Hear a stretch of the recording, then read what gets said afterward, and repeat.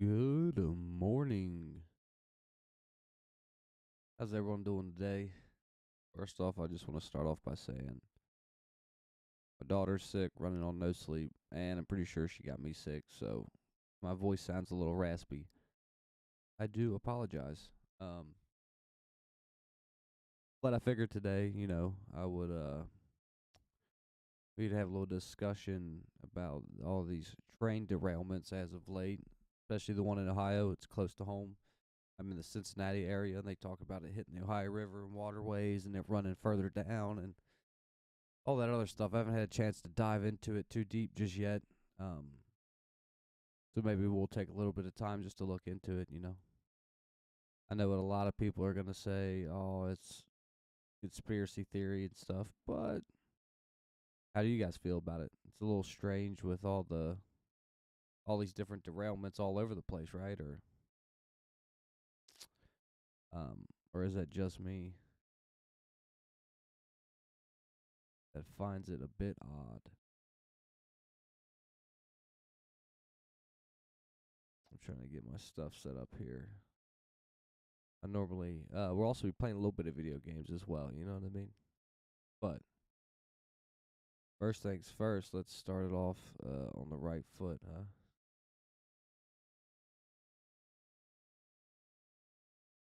Is that where we're at here?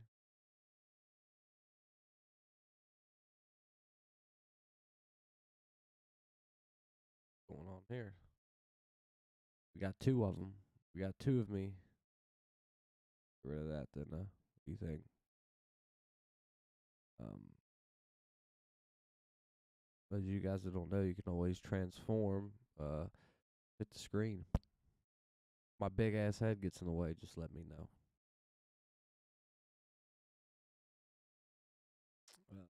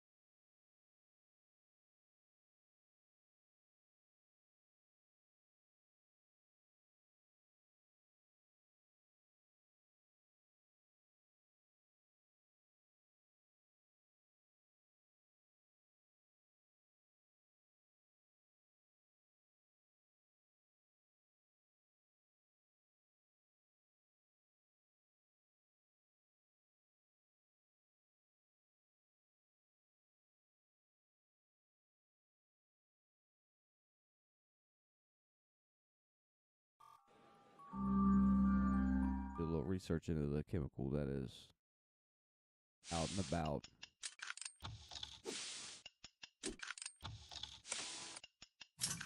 This video is sponsored by Delete Me. On February 3rd, 2023, a train just outside the city of East Palestine, Ohio, crashed, derailed, and sent a bunch of toxic fumes out into the night. It was a huge environmental disaster, which is part of why I'm covering it. But the more important story is I noticed that I was hearing more about this on Twitter than any of the mainstream news outlets. And I figured out why that is. Plus, I wanted to break down the science behind it and what this all means. And So why do you guys think that? Does it seem to you that they pick and choose due to some agenda, or they just do it just for the views? Do you guys think that people are less into environmental disasters because they don't think that it plays a role in anything, or do you think that is there something else to it? What's your guys' thoughts on that? why there's some startling and troubling reasons that you should know about. All that and more today on Tuba Da Vinci. Because this is something that does hit home because they So said let's start with that there was why traces. isn't the news media We're thinking that there was traces found in the Ohio River, and I've seen videos which we'll look at here shortly of where they throw a rock into this creek. I don't know how true it is, but it's just a little clip I'd seen earlier this morning. Um, and like oil comes up to the surface. So they're saying that it's sitting on the bottom of these waterways, and if you guys are unaware, our water's got to come from somewhere. So that's the big worry behind it all. Um, so I think this is something that's good to be informed on, not only for the Ohioans and anyone south of the Ohio River where the water's flowing down into Kentucky, and the Ohio runs into the Mississippi. So who's to say it won't make it that far? Who knows? But as of right now, the water district where I'm at says they've cut off all sources from the Ohio River, which is gross to begin with. So that's you know something to consider as well. Um, so yeah, let's keep moving here, and we'll see what the old two bit here has to say. Covering this, if you go to CNN.com, MSNBC.com, Fox.com, ABC.com, you're not going to see this story, which is pretty massive, especially considering that some environmental groups are calling it a modern day Chernobyl, which is probably an exaggeration, but there's such a dichotomy. So why is that? So I did some quick digging, and I found that the company in question, Norfolk Southern Railway, is owned by the following companies. The largest shareholders are the Vanguard Group, BlackRock Fund, and SSGA, which is the State Street Global Advisors Group. And their ownership stakes are as follows. So this is the easiest research I've ever done, because when I pulled up the ownership stakes for the largest news companies, CNN, Fox, ABC, NBC, CBS, here's what that data looks like. And as you can see, there's a clear pattern. BlackRock, Vanguard Group, and SSGA show up in pretty much every single one of them.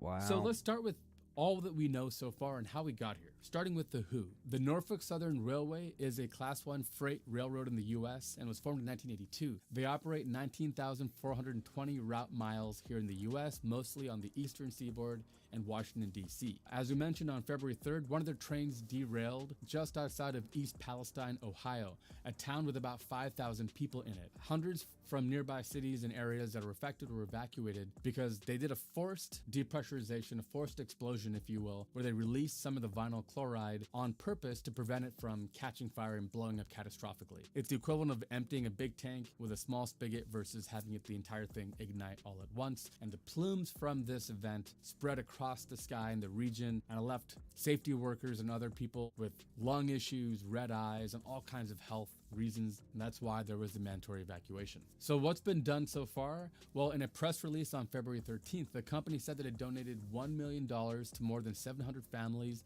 to cover expenses they incurred during their evacuation, and it was in the process of providing aid to other local businesses. It donated $220,000 to the town's fire department to replace breathing apparatuses used by firefighters, and $25,000 to the Ohio Red Cross to support shelter setup for the East Palestine High School, and around 100 air purifiers for residents. And if you're thinking $1 million, that sounds pretty impressive. We'll get into the scope of this. Oh, that's but that nothing. was like $1,000 per family. It wasn't very much, and there were some other tweets and things kind of to this point. The company also said that So how does $1,000 help them when they're out of their home and having no access to where they live, their livelihoods?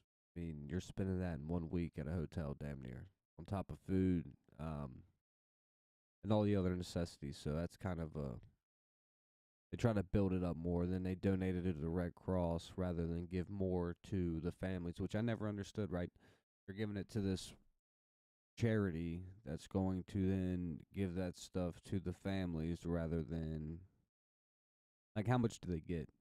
Because anytime someone says, hey, would you like to donate to such and such, I always ask them how much goes to, how much cents of every dollar goes to the actual cause. It's normally like the highest I've ever heard is like 11 cents on the dollar. So every dollar you give, 11 cents goes to help the families or the patients, whatever the case may be. So keep that in mind when donating. Always ask how much goes to it, because it normally goes in the pockets of the people that are running it. Sadly, there's some out there that are good, but something to always be aware of when donating your money. So far, it has completed more than 340 in-home air tests with the EPA, which have shown no detection of any harmful substances. and there's going to be a report and plans for remediation. There's seepage into clean water sources and all kinds of other ground contamination concerns that are going to long outlive the news cycle on this story. Before we get back to that, let me tell you about our sponsor this week, Delete Me. Now, you guys know I love privacy online, and that's why I love this new service I just found out about called Delete Me. Delete Me is an amazing service, and what's really cool about them is even if you don't want to use their service, their online resources and blogs can help you take care of deleting your private information online yourself. But if you're like me and don't have time to keep track of it all and keep up to date on it, the Delete Me team can do it all for you. Delete Me is a hands-free subscription service that will remove your personal information that's being sold online. Delete Me's privacy experts remove you from Google and 100 plus data brokers all year long. Get a privacy report in 7 days, remove all your personal information like phone, address, etc. Delete Me will also monitor sites and repeat removal as needed, and users can even make custom removal requests. They believe in your right to own, manage, and remove your personal information. Since the ways companies collect, share, and sell your data is constantly changing, Delete Me solutions are also evolving as well. So stay a step ahead of your privacy online and save 20% on all plans with code Ricky when you check out.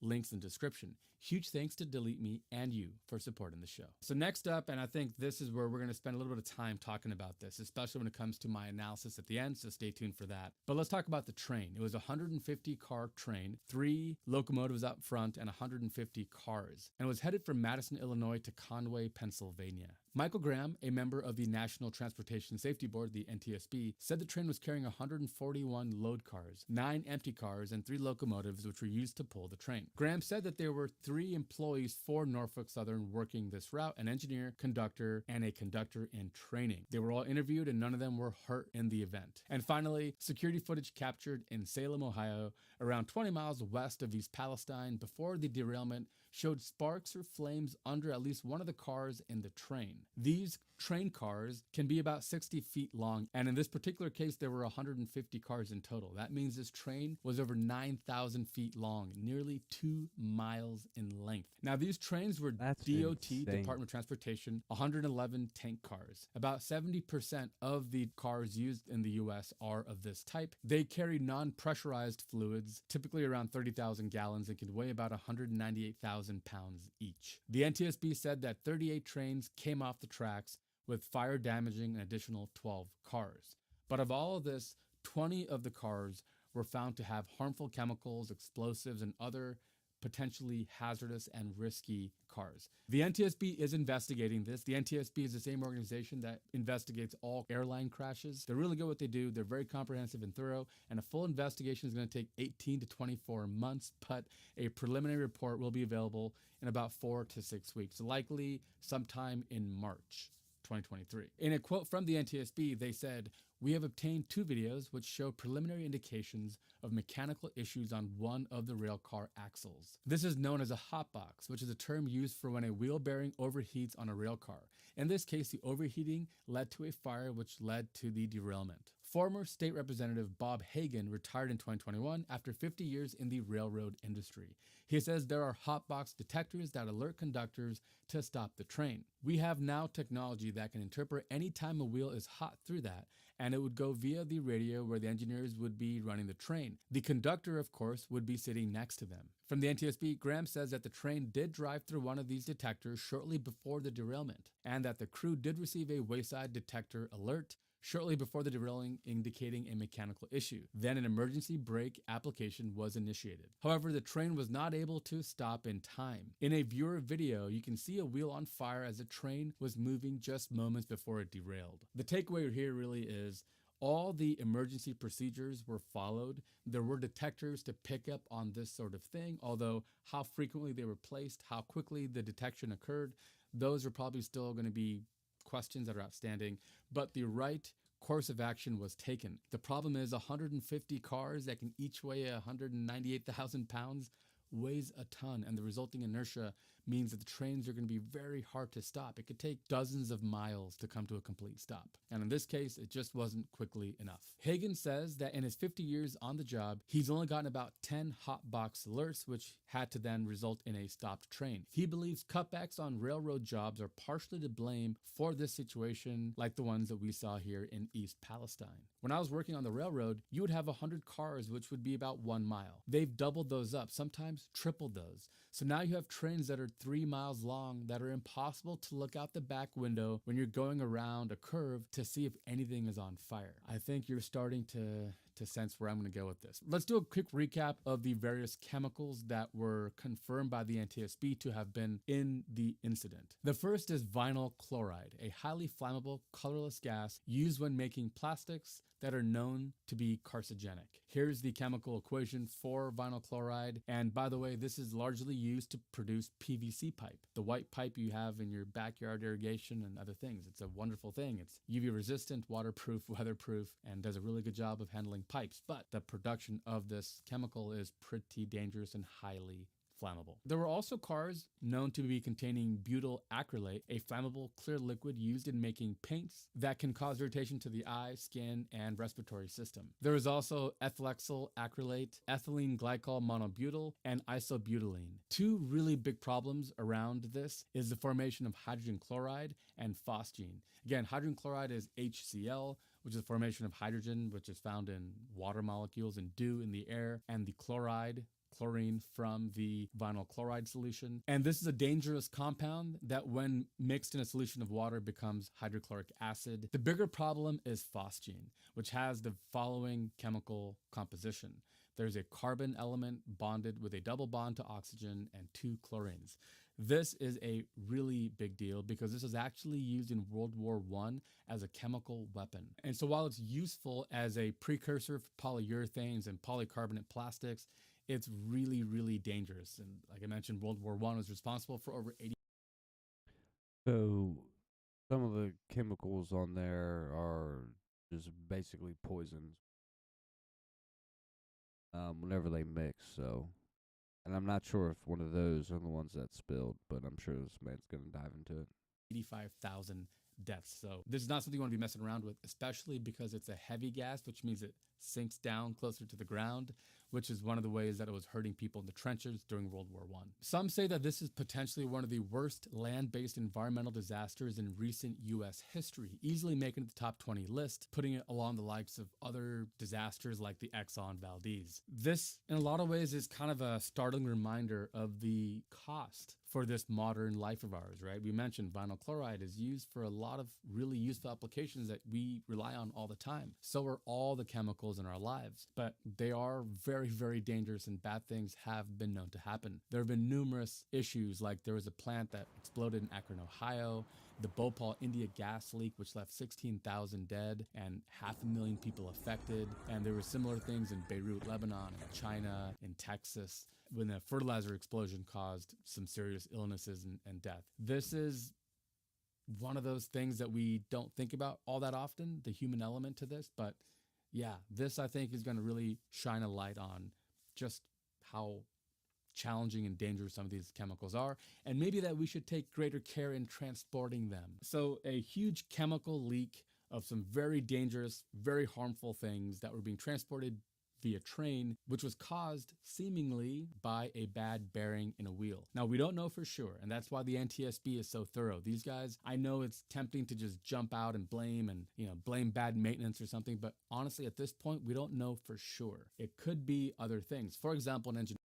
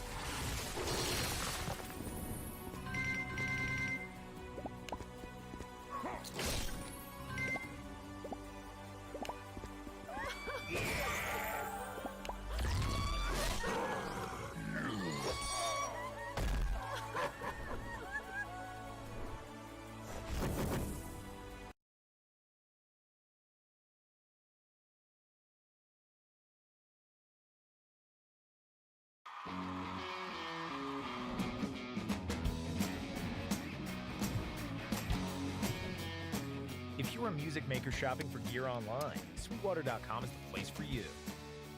With the widest selection, best prices, and our award-winning customer service, you're sure to get the gear you need so you can keep making music.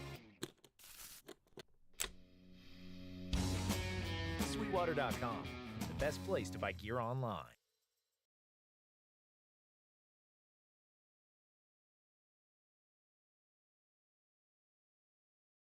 The way we find out about things like this is the first reported incident. Now, this could be a brand new bearing, right? These companies buy bearings from third-party suppliers and manufacturers. They might have done everything right, manufactured it, maintained it correctly, followed the procedures, and put a new bearing in, but maybe that bearing was a bad shipment, it was a bad lot with a bad serial number that the company has to follow up with.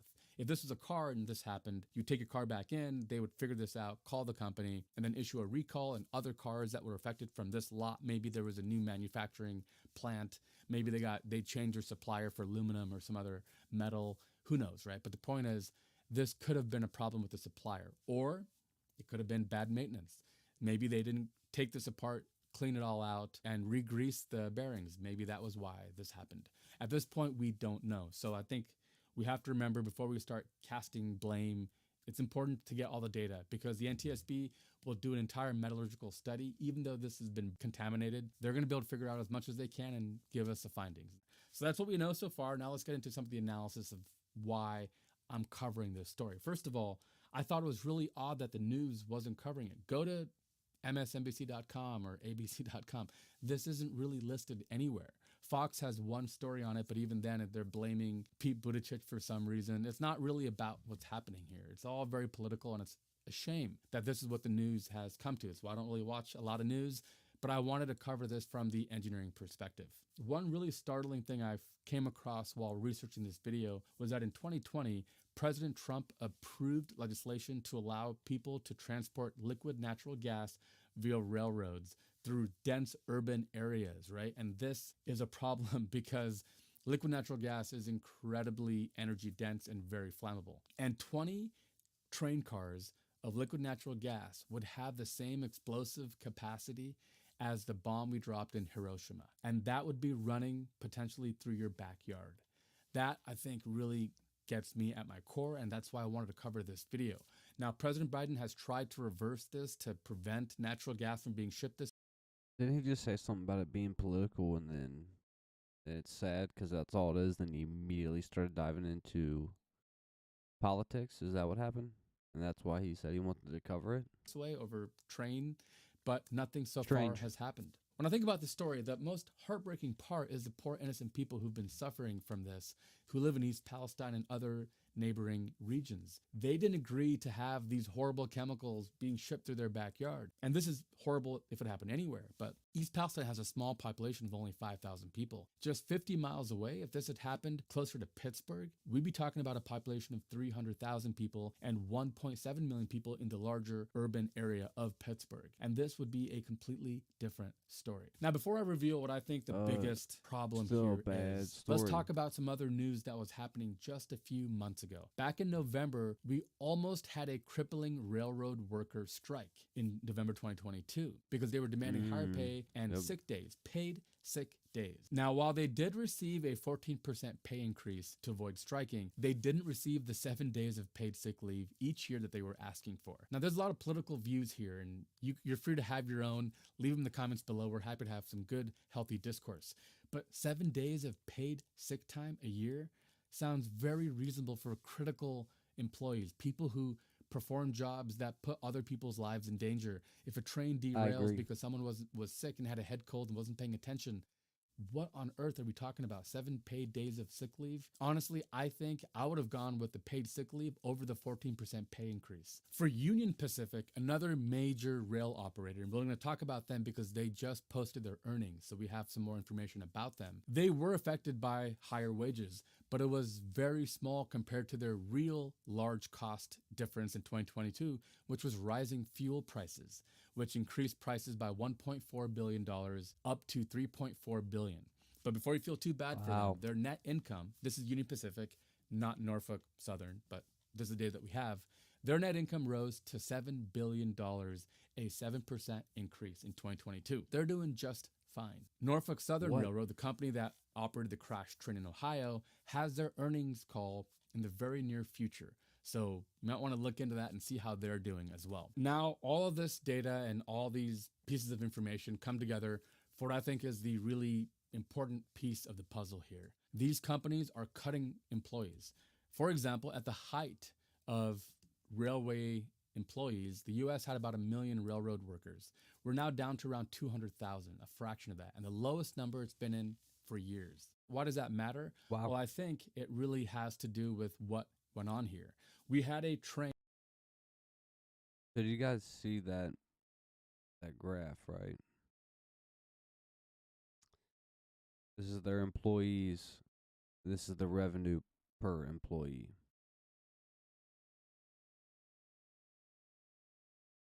The employees have gone down drastically. They've cut more employees, the more money that they have made. They had it one step back and then skyrocketed. So that's what is so mind-boggling about the whole thing, right? Is that they're cutting people's jobs, ruining people's livelihoods. Big corporations like this, they do it often too. You look across all the data, and I'm sure every single company has the same thing to drive profits. They start cutting back employees, and it's just kind of despicable. Maybe one day I'll own my own company, and I promise if you guys work for me, this would not be happening.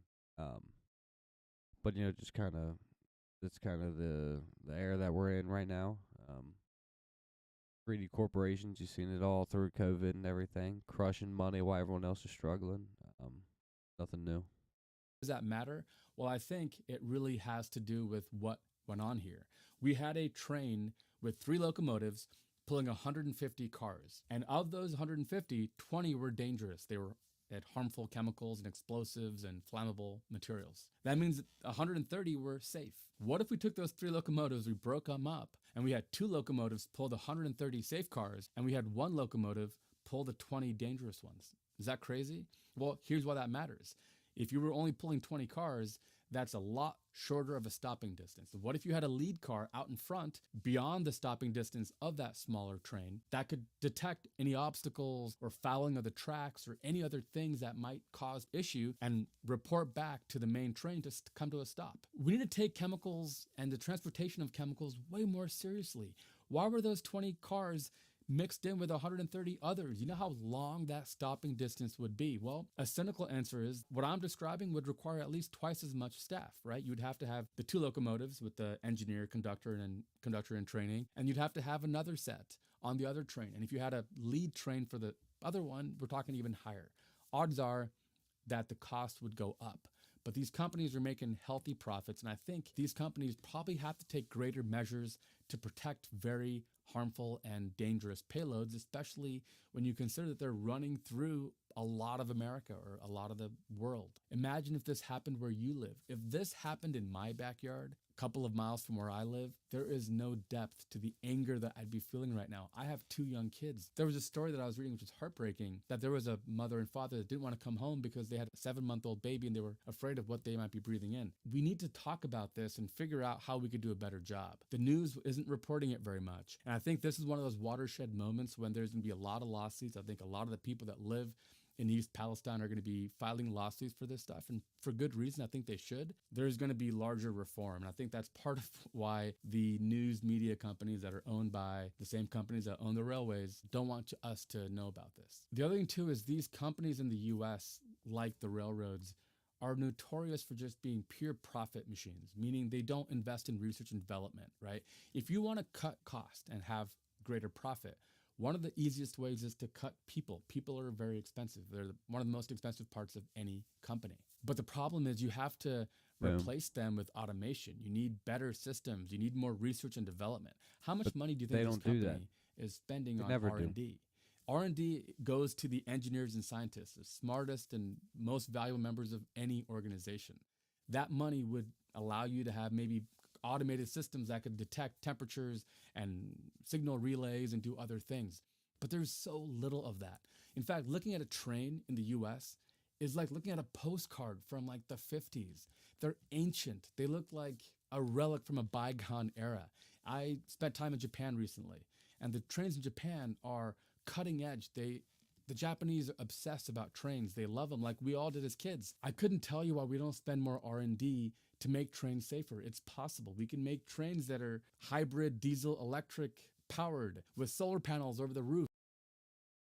All right, now you're just starting to lose me a bit talking about solar panels and shit, but I don't think you can get enough solar panels in order to pull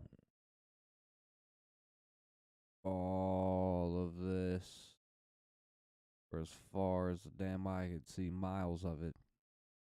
I think he's a little off there, but yeah, they need to start putting a little more money into it because we are like the only country that doesn't use trains for public transportation, really. There's no more passenger cars, and that would be an extremely fast and cheaper way to get from point A to point B. And if they took better care of the tracks, we wouldn't have these issues. Shipping would go up, um, and it would just become more used than it is now. Not that it's not used. We use trains a lot, but it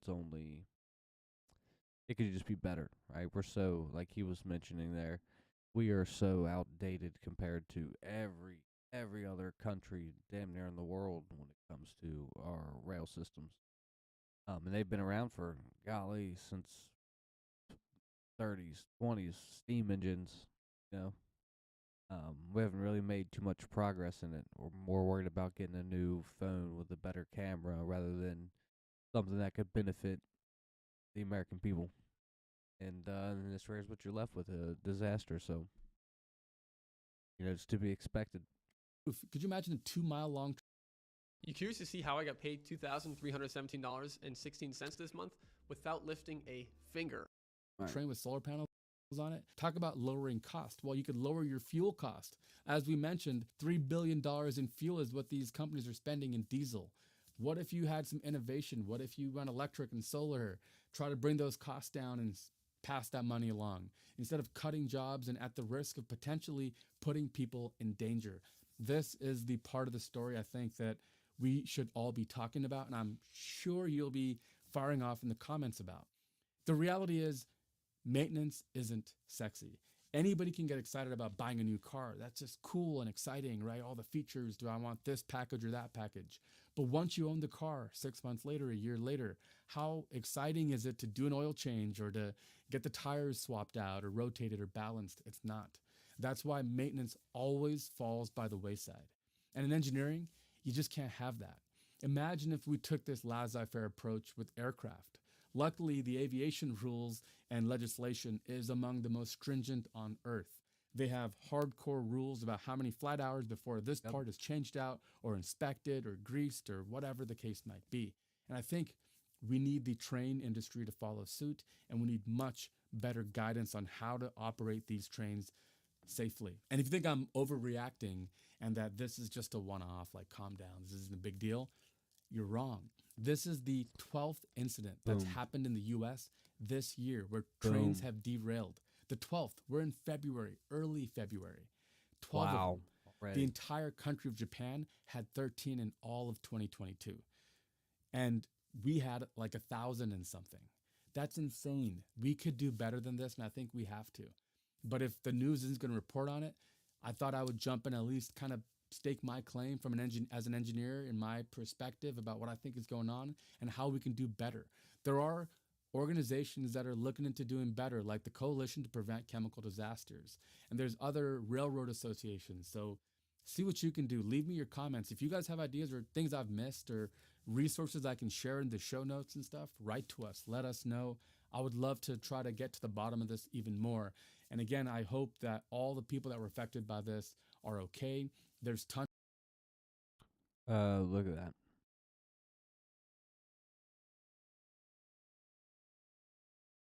That runs all down along there and all these other waterways. Actually, could have been a lot worse than it was, right?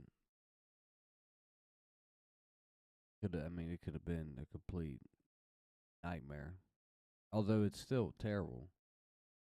Um, just goes to show you how fragile the rail system is, right? We're having that many, over 1,000 in a year span. 11, is that what we said? 11 this year so far. Month and 2 weeks in, 3 weeks in. Pretty pretty bad, right? Tons of reasons for concern: contamination of drinking water, other airborne issues, acid rain. There's the lingering effect of this is going to last for quite a while. Acid So rain. thoughts and prayers with all of you guys out there. If you know anybody who's affected by this, I hope that we can get some sort of remediation. We can figure this out, clean it up, and do better going forward. All right, that is a look at the Ohio train disaster and why the news isn't. All right, so there we have it. 2-bit Da Vinci. It is quite strange. We'll look at a couple of these comments here. It is weird that we don't utilize it more often. The rail systems, right? They're all across the U.S. Why are we the only ones that don't use it? We have cars readily available, but trains just have so much use. You can actually still take one. A passenger train from Chicago to Washington State, I think. I think that's the way that it runs. Maybe it might go into California, Northern California, or maybe Portland. I can't remember exactly, but there is a passenger train. I had a buddy I used to work with that actually took it, and it took him 50 something hours on it to go from the West Coast back home, which he had to go to Chicago and then fly from Chicago back down to the airport where he was staying CBG. They do still have that, but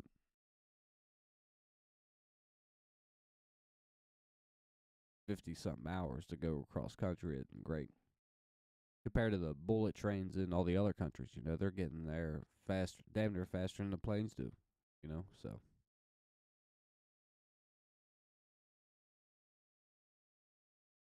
I think it's something that needs to be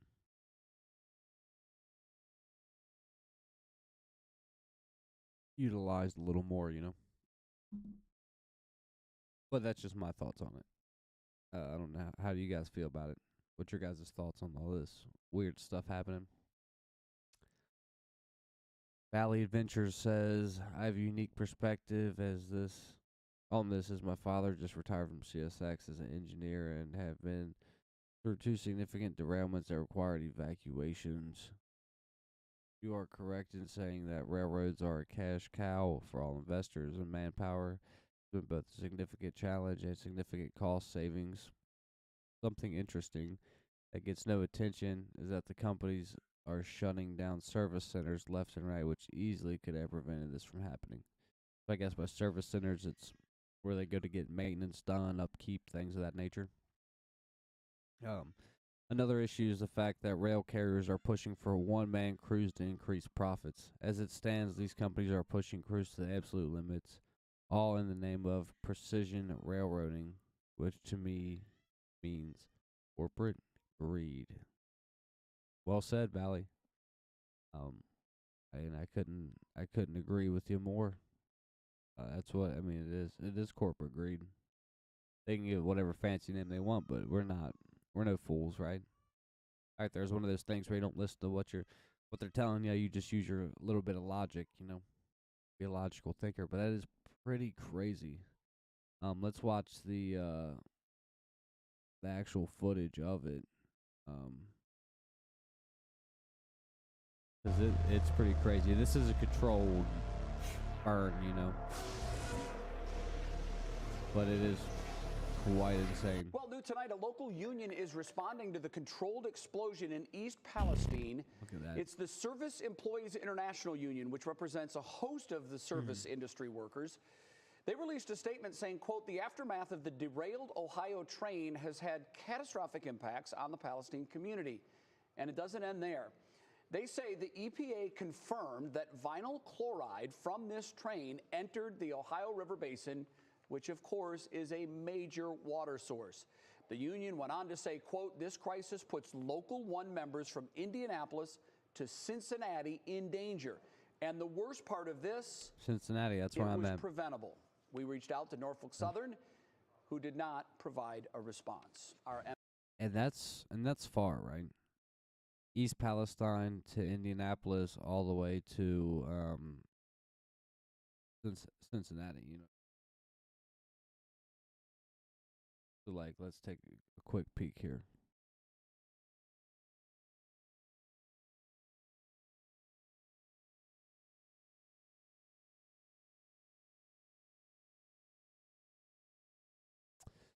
Isn't there a way I can pin it?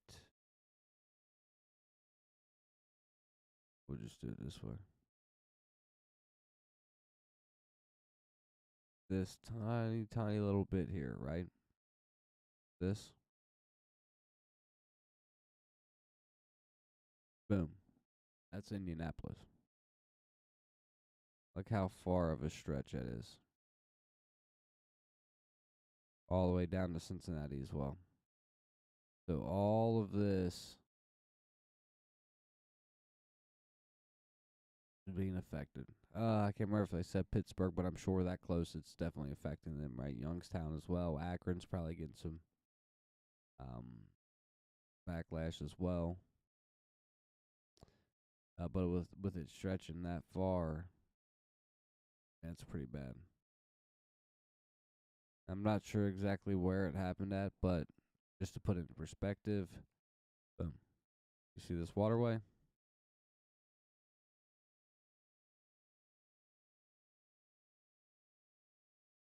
Keeping up. You know what that is? That is the Ohio River, which also has the Kanawha River breaking off of it. Follow it down. This looks like this one is Big Sandy River. It's running into all these little one-offs. You go further up here to Kentucky.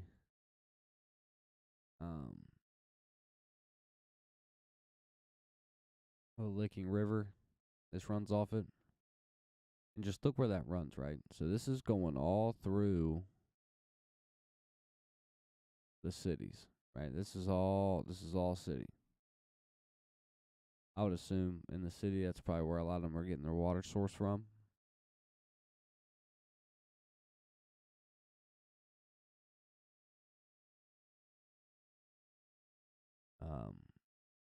First of all, look out. We're getting our water from that, dude. Pretty foul. But that runs through all these major cities, neighborhoods, schools, all this highly condensed area. Brown poop ass river.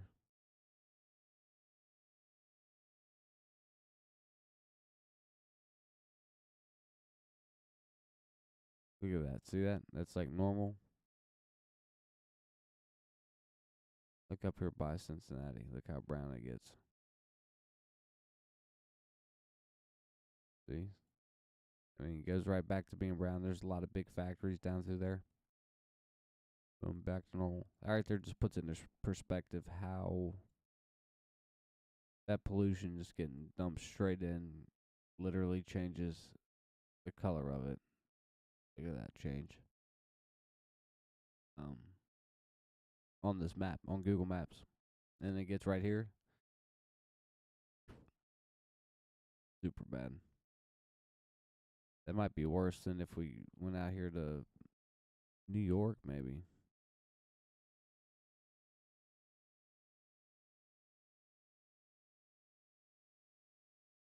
With it being the ocean, it makes it not as bad, but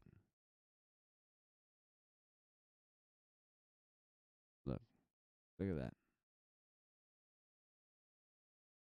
This is in New York. Not even as bad.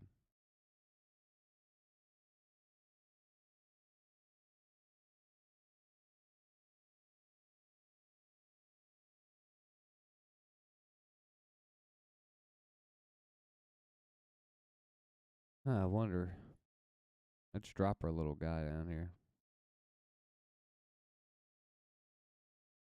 Sorry, we're getting off track here a little bit, but let's go check out some Ohio.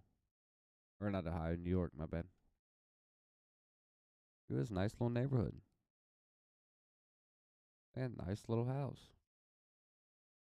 Maybe I'll move my family out here. Oh, this is right here, New York, $1 million home. It'd be cool to live in a little neighborhood like this, huh?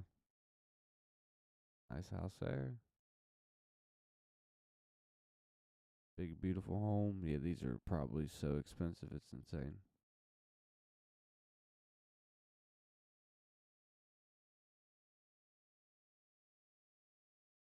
That's big and beautiful. Love the brick.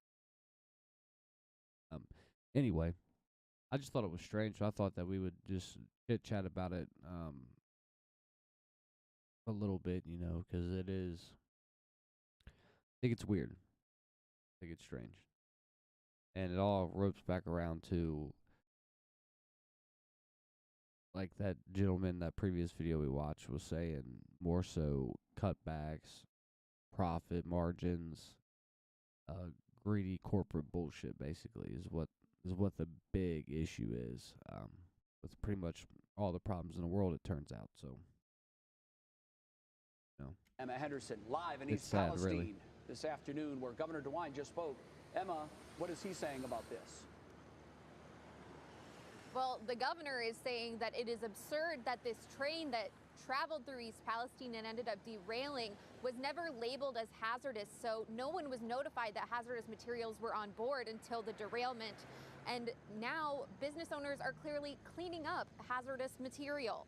One business owner we spoke to still hasn't been able to reopen because of concerns with the air and not being sure what the consequences of the chemicals are. She owns an animal grooming business and is worried about the safety of both her two-legged and four-legged customers.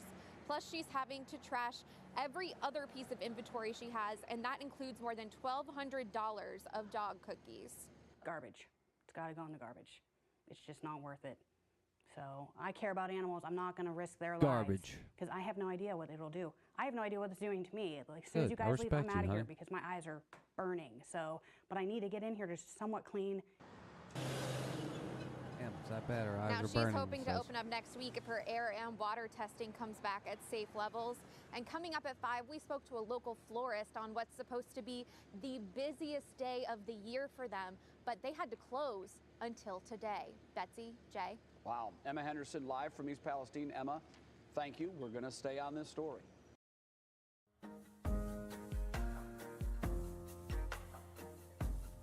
With fiber technology, all of your dreams are within reach.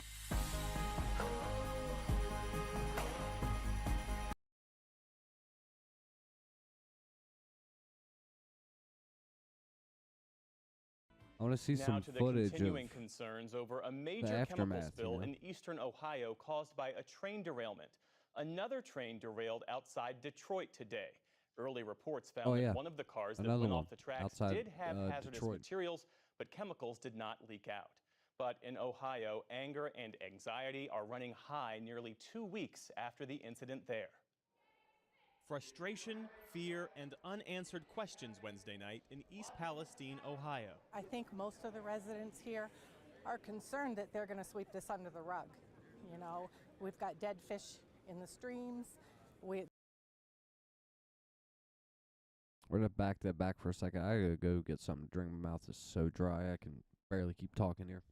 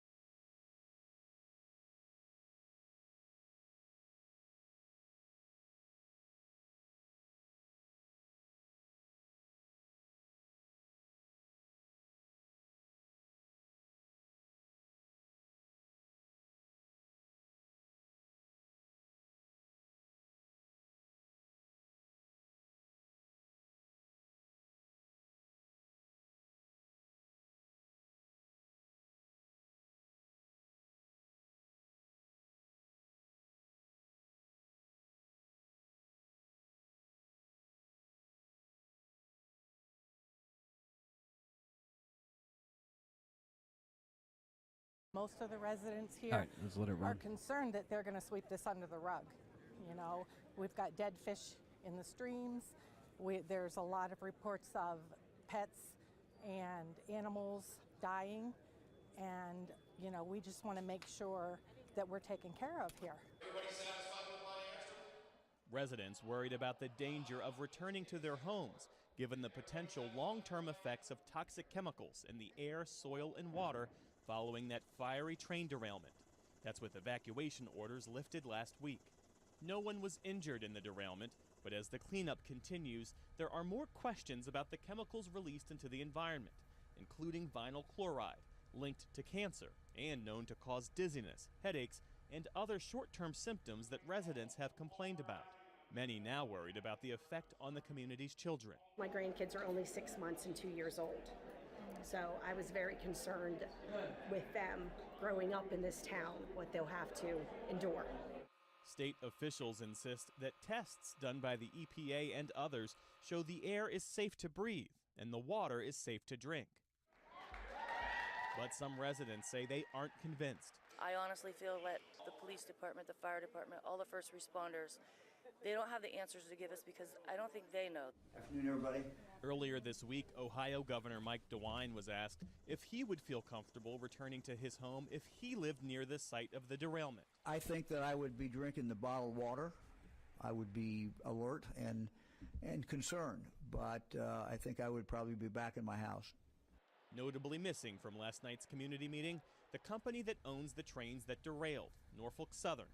The company telling PBS NewsHour in a statement, "Unfortunately, after consulting with community leaders, we have become increasingly concerned about the growing physical threat to our employees." The company says it's creating a $1 million charitable fund for the community and has paid more than $1 million in relief so far. Today, EPA Administrator Michael Regan visited the community. We are absolutely going to hold Norfolk Southern accountable, and I can promise you that. At least 5 lawsuits have been filed against Norfolk Southern, including a class action suit by some East Palestine residents. To help us understand more about the potential risks residents of East Palestine could face, I'm joined by Peter DiCarlo, Associate Professor of Environmental Health and Engineering at Johns Hopkins University. Thank you for being with us. And Peter DiCarlo, if you lived in East Palestine, what would you need to hear, what would you need to see from officials in order to feel safe living there? So I think ultimately, given the public information available, I wouldn't feel comfortable moving back quite yet.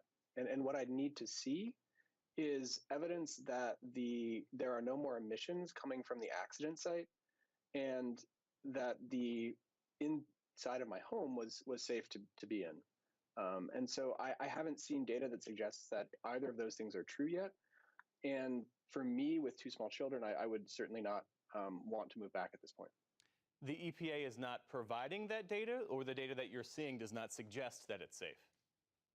So the EPA is providing monitoring and stationary sampling data. The monitoring data is from these handheld monitors that are really not designed to measure outside air quality.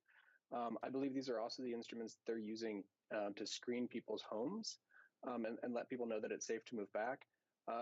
As an atmospheric measurement person, I would not feel comfortable with that level of screening. I would want more information. I'd want to know what chemicals were present. And so that, by the EPA's definition, would require air sampling, which means you take air into a stainless steel container, you take that back to a lab, and you do much more detailed measurements and characterization of what chemicals are present and at what concentrations. And that's the type of information that's needed to know that the air is safe. There's also surfaces in the home where some of the plume from the large fire that we all saw could have deposited. And so we don't know what chemicals are made exactly when you burn something like vinyl chloride. We know that it's no longer vinyl chloride. It's going to be a mixture of a whole host of different potentially toxic chemicals. And so if those accumulate on surfaces in your home, that becomes another thing to worry about. We spend most of our lives indoors and most of it in our homes. And so making sure that that's a safe environment to go back to, especially if there are vulnerable populations involved, that's young children, elderly, people with pre-existing health conditions, making sure that that home environment is safe and really confirming that it's safe is key if I were to move back. A question about that, because we heard from a grandmother in our report. Her grandkids are 6 months old and 2 years old. What are some of the special safety considerations for children? I mean, I have two young boys, 8 and 6, and when they were that age, if it was on the floor, if it was a toy, it was in their mouth, I'd be really concerned about indoor surfaces and potential exposures that could happen in that case. And so especially with young children who are touching everything, we know that kids are more vulnerable to chemical exposures. So extra careful, especially when young children are involved, because there's just so many more ways that these types of chemicals can get into their bodies. The release of these chemicals in East Palestine caused the deaths of 3,500 fish. Some residents have reported headaches and rashes in the days since the derailment. The EPA is telling people that it's safe to return to their homes, but there are people in East Palestine who wonder how both things can be true. How on the one hand, they're being told it's safe, and yet on the other hand, people are experiencing physical symptoms. Yeah, I mean, I think, our noses are not detailed chemical information instruments to measure air quality, but they are detectors for measuring something's not right. And so when people are reporting smells, you know that there are still chemicals that are present in that environment that were not there before. And so it's important to really characterize what chemicals are present. Certainly early on in the accident and during the burn of the train car contents, you probably have the worst potential for exposure, but that doesn't mean there aren't residual exposures to some of these chemicals that are continuing to happen. So again, it's really important to characterize in a very detailed and systematic way what's in the air and what's potentially, especially in the indoor environment, on surfaces. What about the long-term impact? How long might it take to fully understand the full picture of consequences here? I mean, I think that's a really difficult question to answer because the data that's publicly available at this point really doesn't tell me, as a measurement scientist, what's still going on. I really need to understand, are there continuing emissions? And if without the data to tell us what's there and what continues to be emitted, if things continue to be emitted, we don't really know. We can't put a timeline on any of this. And so fundamentally, we need the measurement data to understand exposure and to understand how long potentially this could last. Peter DiCarlo with Johns Hopkins University, thanks for your time and for your insights. Thank you.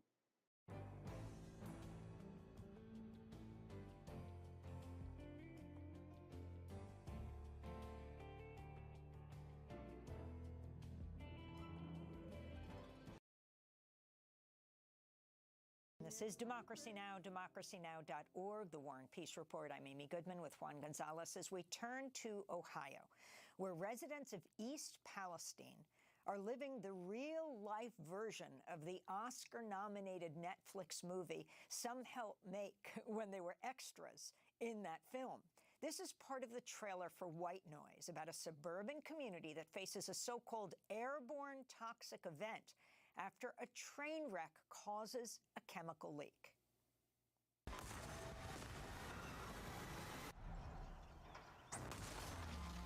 Something that could actually kill someone. Let's watch a sitcom or something. No!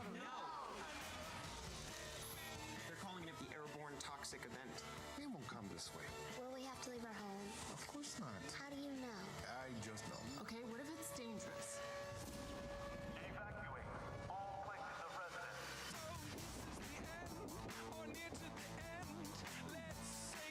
Situation. White Noise stars Greta Gerwig and Adam Driver. But in real-life Palestine, Ohio, fears of a wider health and environmental disaster are growing after a 150-car freight train operated by Norfolk Southern derailed and released toxic chemicals last week. Yes, in the community of East Palestine near Ohio's border with Pennsylvania. Data released by the Environmental Protection Agency shows the train contained more toxic and carcinogenic chemicals than initially reported. The EPA also said, quote, materials released during the derailment were observed and detected in samples from Sulphur Run, Leslie Run, Bull Creek, North Fork, Little Beaver Creek, and the Ohio River. The Ohio Department of Natural Resources estimates the spill killed more than 3,500 fish in surrounding waterways. Chickens have been found dead in their coops. Residents have reported sore throats, burning eyes, and respiratory problems. A controlled burn of the chemicals following the derailment sent a mushroom cloud of smoke and fire into the air that contained the toxic chemicals. Surveillance footage also shows the train on fire about 20 miles before it derailed with hazardous chemicals as it passed through Salem, Ohio. Officials lifted an evacuation order for residents Wednesday, saying the air and water are safe. For more, we're joined by three guests. Ross Gruters is with us, locomotive engineer, co-chair of Railroad Workers United. Julia Rock joins us, an investigative reporter with The Lever, who's been following the derailment in Ohio. Her piece is headlined, "There Will Be More Derailments and Rail Companies Block Safety Rules Before Ohio Derailment." But we begin with Emily Wright, a resident of Columbiana County in Ohio, a few miles from the derailment and explosion site in East Palestine. She's also the development director for River Valley Organizing, which is working with residents to call for justice-centered healing. Emily, can you describe the scene of what you're calling a chemically driven environmental nightmare? What does it look like, smell like? Describe what happened when the train derailed and how you learned about how you had to protect yourself. Good morning. Thanks for having me on. One of the things that I really want people to know is that this event has kind of three parts. So Friday night, we had the derailment around 9 p.m., in between 9 and 10. And residents that were right at the site, were evacuated. Then the next day, they evacuated more people on Saturday because it was still burning. And at this time, we didn't know what was on the cars. We heard maybe it was vinyl chloride, maybe it was 10 cars, maybe it was 5. We really didn't have a great picture of what was, on the train. So we were told that if you were outside of that mile zone, you're okay. I live a few short miles. I think on the tracks, there's 5 miles in between where I'm at and where the derailment was. And, you should be okay. And they kept saying the same thing over and over again on the media and in the press conferences. There's no toxins in the air. There's no toxins. Don't worry. Sunday night, we got an alert on our phone that there had been an additional explosion and that the fire was out of control again, which it never really was in control. We have pictures and videos that timestamp clear through that show it was burning. And to just be aware, like there was really no evacuation for us, just people that were a little bit further out from the radius. They were concerned on Monday morning that we were going to have an explosion. I will give everybody, this much, that the explosion could have been much, much worse. So they announced to everybody that they were going to do a controlled release. And I'm using air quotes when I say controlled. So they were supposed to do it at 3:30. My daughter was going to be on the bus route at that time. I already was experiencing symptoms I have asthma, so I was having shortness of breath already and was concerned, from that burn, I already had irritation. But when they did the release, they were supposed to do it at 3:30 p.m. They announced on a huge, press conference. Mike DeWine was there. All of a sudden, they stopped the press conference. They evacuated DeWine. We work with a lot of, we're nonpartisan, nonprofit. So we work with a lot of, both sides of the aisle, politicians, and had, got confirmation that he had been rushed out of there. The media was given 5 minutes to get out, that they were pretty sure an explosion was imminent. So they did not do the burn at 3:30. I can't tell you why. They did it 2 hours later. The problem is we had forecasted high wind gusts up to 45 miles an hour. We get a lot of wind in our area. The hills usually break it up, but it was announced that it was going to be very windy. So what they wanted to do was let it off earlier so the cloud would go. I'm sorry, one second, my voice. So the cloud would go straight up. It wouldn't span out. So they let it off late, and instead the winds caught it. It went over 4 counties, 4 to 5 counties in 2 states, actually 3, because the panhandle of West Virginia was also affected. So we have Ohio, Pennsylvania, West Virginia, all affected by this huge mushroom cloud. You've all seen the pictures, I'm sure. We started in my home, being just a few short miles away, experiencing nausea.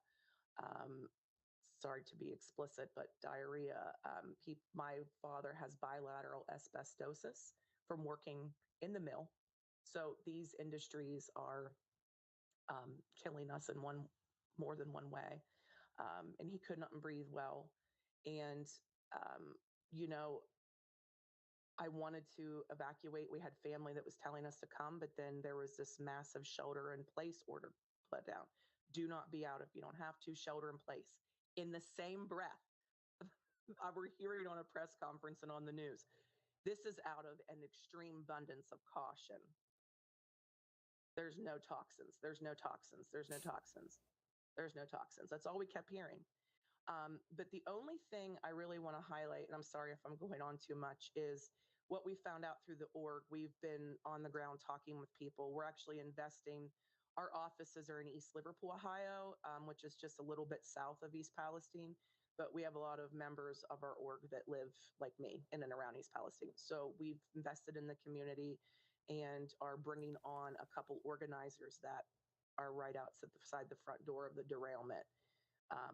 To work with people, because from day one, we've been fed what wasn't the truth. And now we find out with this EPA report that over 10,000 gallons of oil went into the ground, that the vinyl chloride was like double what we thought. And there was diethylene glycol and there's other chemicals. Norfolk Southern, from what the EPA says, did not report this to the EPA in a timely manner. So we know this is all Emily, I'd like to, Emily, if I can, I'd like to bring in Ross Gruters as a locomotive engineer and co-chair of Railroad Workers United. Ross, your reaction to this derailment and fire, also this report that the fire had actually started before the derailment. What is the normal procedure that is supposed to occur in situations like this, and what your assessment of this crisis is at this moment? Yeah, thank you, Juan. None of this really comes as a surprise. There's deep systemic issues.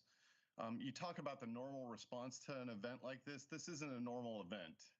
And we really haven't seen anything like it in the United States, and probably not something like it since 2013. As you know, when we had the Quebec train derailment and explosion in Lac Mégantic. There are deep systemic problems with the freight railroads right now, and those need to be addressed for us to have some sort of a normal response to events like this. And until we get at those root causes of the safety issues in the freight rail system in this country, it's not a matter of if these events are going to disrupt and really. All right, guys, we are going to switch over to some games now. We've had enough of looking into this jizz.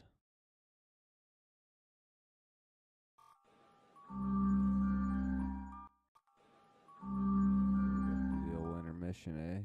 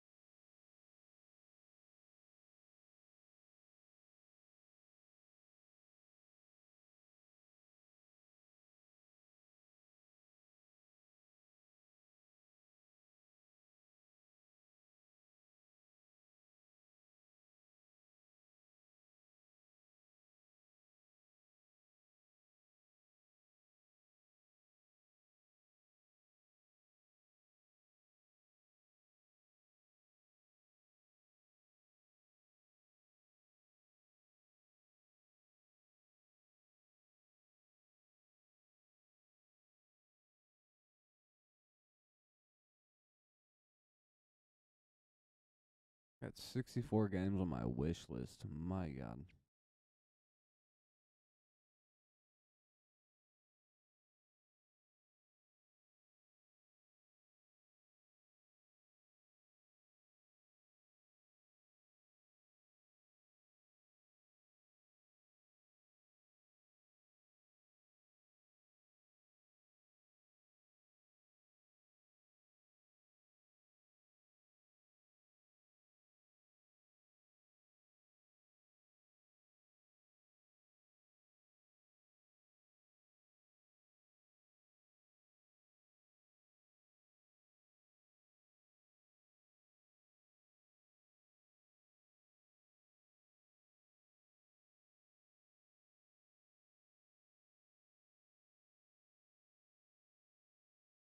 I'm gonna sell some of my badges and stuff, huh?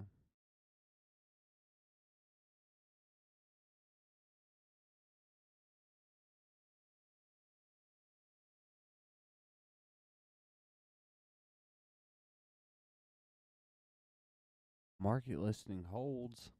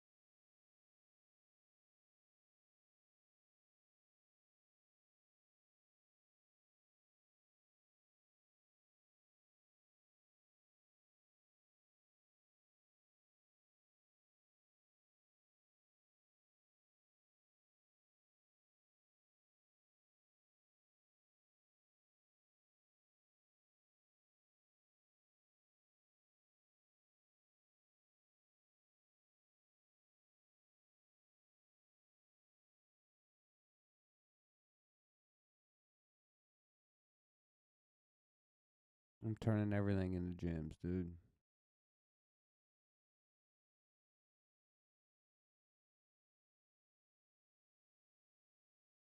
Gyms, gyms, gyms. I don't know why it's even worth doing it, but I probably should be selling all my badges, huh? Is that a bad idea or what?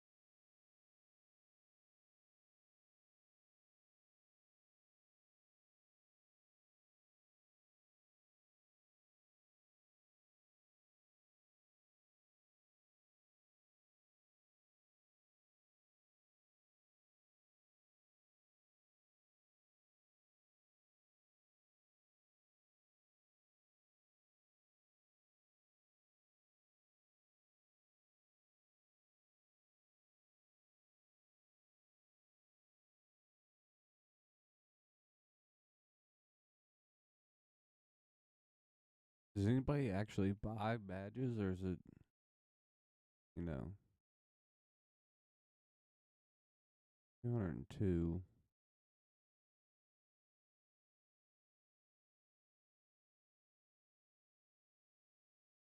'Cause I'm gonna try to sell as many of these. I bet I could eventually buy a game from these things. Ooh, Hollow Knight. Fucking love that game. Oh, dude, when's the new one come out?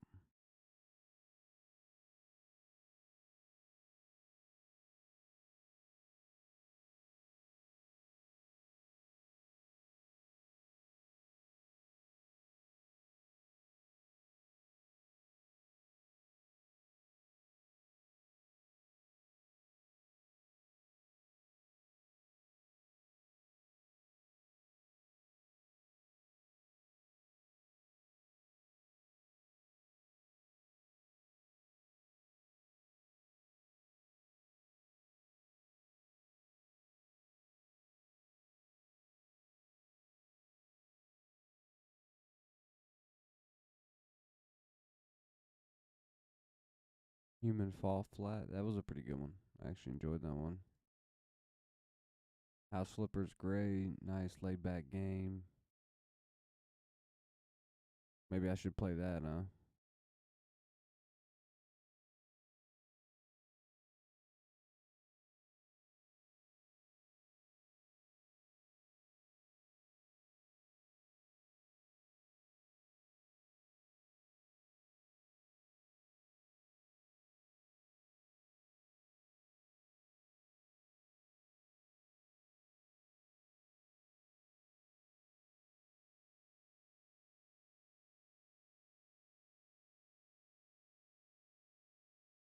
Hunt. It's a great game.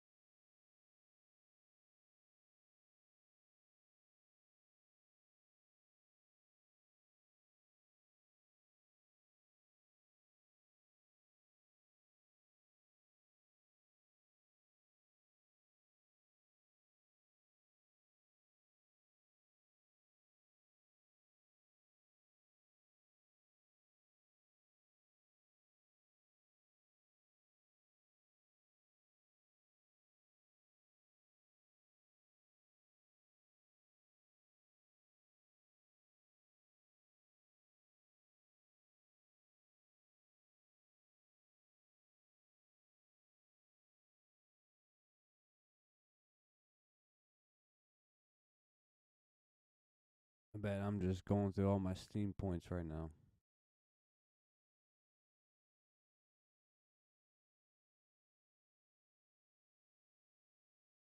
And all it has is anime chicks, dude. Nothing cool.